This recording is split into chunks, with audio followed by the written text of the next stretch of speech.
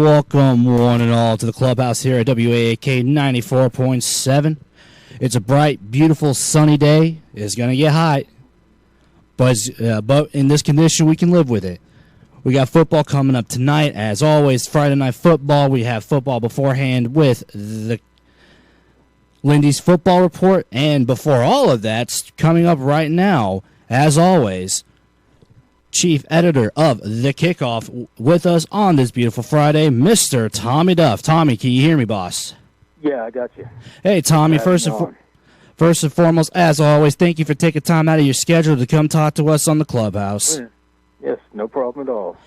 As always, before we begin, can you tell our fans how we can get the kickoff? Yeah, you can give us a call at 423-267-0953, or you can log on to the kickoffstore.com. That's one word, the Kickoff Store. Absolutely. Volume 69, issue number 6, issued to us September the 30th. All right, boss man, we got some things to talk about. The biggest thing that's going on, that's the biggest buzz, Georgia, Tennessee. Yeah, Tennessee is coming off an off week, which kind of throws things, in Tennessee's case, it kind of throws things in the air where we don't exactly know what to expect concerning the quarterback. Whether who's going to play at quarterback. Are we going to see all three quarterbacks? Is we going to see two quarterbacks? Is Mara going to get the start? Is Garetano going to go all the way? We don't know. So it's kind of hard to say, other than Georgia's a clear favorite at this point, and we expect Georgia to win. Yeah, I think everybody expects Georgia to win at this point. Oh, yeah. I am looking at your top 25. Georgia sits proudly at number 4. Tennessee's not even making the list. Tennessee has had a very I can't even sugarcoat this. It's been terrible for Tennessee as of late. Yeah, it's been bad this year. It's been a disappointing year for the Tennessee fans and for the Tennessee football team, and as a whole. There's no getting around that.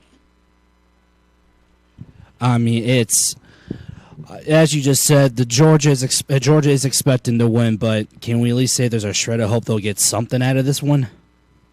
Yeah. There's always that, and last year Tennessee looked absolutely horrendous going into the bye week, and came out of the bye week and knocked off a top 10 ranked Auburn team at the time. So there's always that. You can always hope for the best when it comes to that, and there's a possibility we'll get it. There's a possibility that they'll come out and really play it. Do I think they'll win? No, but they could come out and play it, and play to the as well as we think they can. They up to the ability we think they have, then it could be they could play a pretty good game. Like we discussed last week, they can lose, but at least they have to look good doing it, correct? Exactly. Yeah, they really can't afford that many more blowouts. They've been blown out a couple times and lost some ugly games, and they really need to show some signs of life this week. On top of that, go ahead. An upset would be great, but nobody's really counting on that at this point. No, I'm afraid not.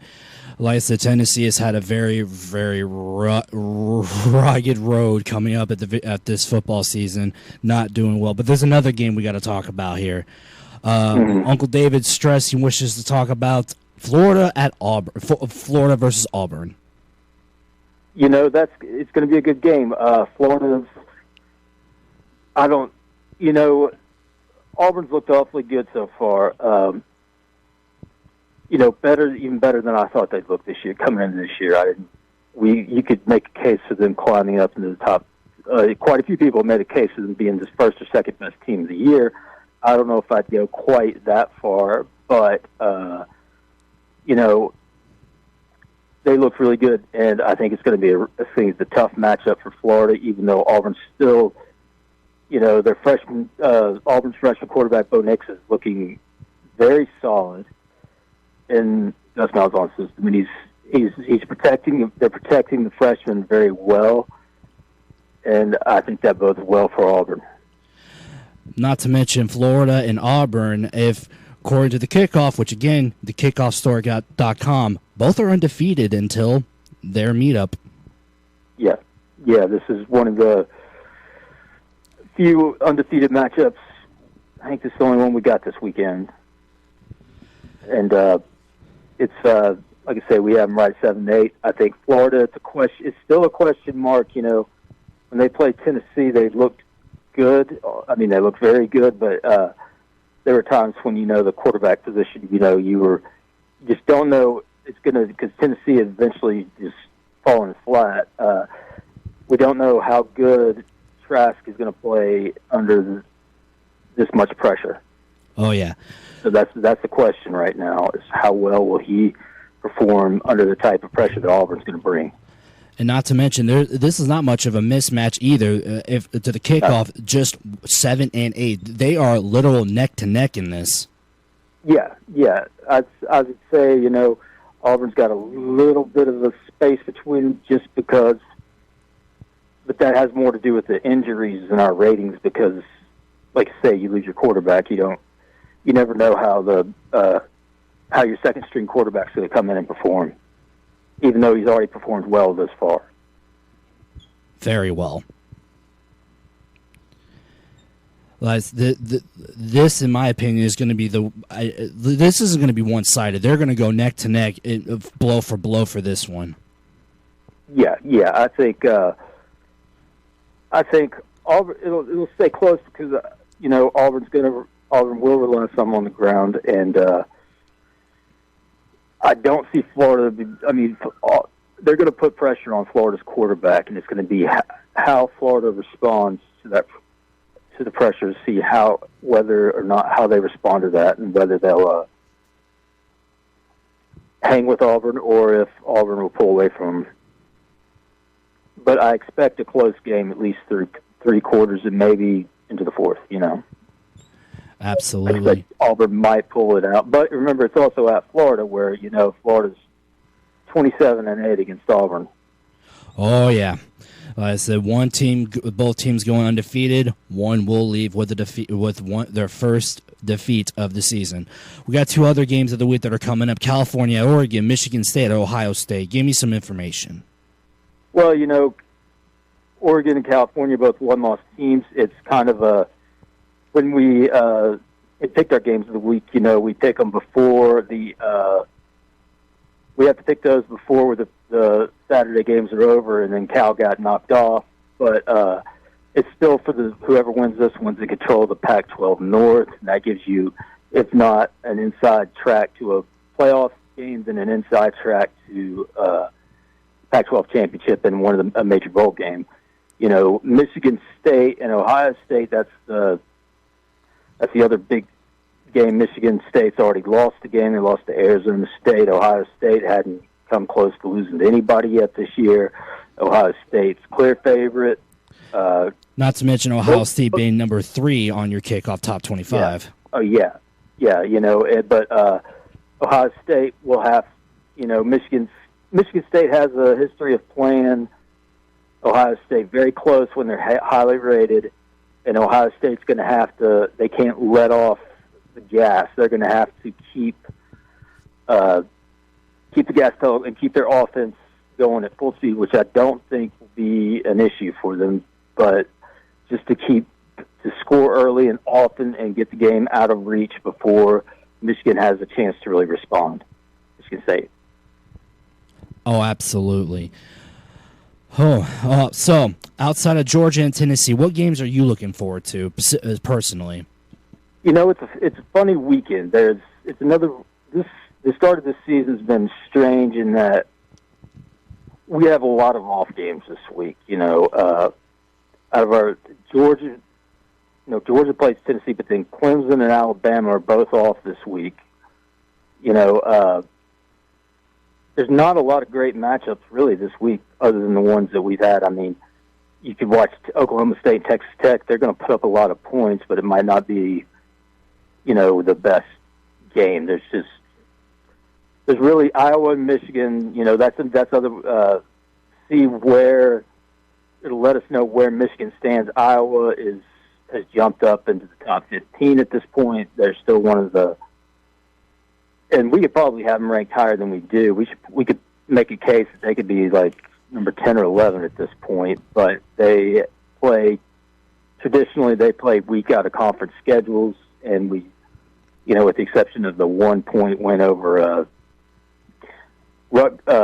Iowa State earlier in the year, they haven't really played anybody yet, so we don't know how good they are. And Michigan's coming off a good win after they had completely embarrassed themselves the last couple of weeks with the Wisconsin and Army game, but everybody beats up on Rutgers, so this is their real test to see if they're a pretender or not. Iowa being at number 15 and Michigan being number 18 at the top 25. That's a 3-level difference. Yeah, it's we'd say about a 3-point difference, but at this point, Iowa's been playing better, but Michigan is more talented. Michigan's got to figure out, still has to figure out they got a lot better play out of their quarterback, Shea Patterson, this last weekend, but they've got to continue that. Not to mention, are they? If I'm seeing this correctly, Michigan has a loss and Iowa does not have a loss yet. Right. Iowa, but like I said, Iowa really hasn't played anybody as tough as Michigan's played yet. So it's more of it's a test for Michigan. Iowa can afford to lose a game. They still have Wisconsin on their schedule after this, and Penn State. So this is the first game of the meat of their schedule. Michigan's already played Wisconsin and got beat. They still got a lot of tough games left. They both do. It's a long season. A loss for Iowa is not the end, at least when it comes to. I don't see them being a playoff team, but they could still contend for a Big Ten conference championship. And right now, they're still in the driver's seat with Wisconsin, so they can afford to lose, but they don't want to lose. Oh no, nobody wants to lose. Michigan can't afford to lose again. Michigan they need to win out. Like I said, Iowa, as you said before, they have pretty easy games to come across, but this will be their true test to see if they really are. This will be their first test before they hit the real. It's their first test they're hitting the meat of their schedule right now. So this is where we find out how good they really are. Oh, absolutely. Tommy, thank you so much. One more time, where can they get the kickoff for us? They can give us a call at 423-267-0953, or they can log on to thekickoffstore.com. That's one word, the Kickoff Store. Again, volume number 69, issue number 6. Before we sign off, there's one thing I would like to ask you about. Yeah. Even though there are two different conferences of the SEC and the ACC, our friends at Clemson are no longer number one. Alabama has taken them off as the number one of the top 25. Yeah, we had that. It comes down to the fact that Alabama blew out Ole Miss 59-31, and Clemson should have lost, but that game should have gone to overtime against a pretty pedestrian UNC team. They ended up winning 21-20 because UNC went for 2 on the touchdown drive in the last minute. If you're only knocking off UNC by 1 point, and you're against Alabama's undefeated, Alabama's number 1 team. So it's just the way Clemson's played thus far. They haven't, even when they look good, like against Syracuse or Texas A&M, they haven't looked as good as they did last year, where Alabama looks just as good, if not better, than they've ever looked at this point. So, we saw it when the numbers added up. There was that change. Alabama played an opponent as on the same level as the opponent Clemson played, and Alabama blew Ole Miss out of the water.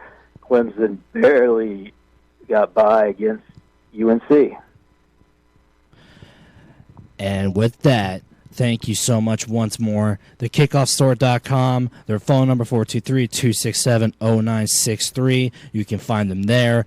I would recommend anybody who is a fan of football to pick this up. It's got more information than I could possibly begin to explain.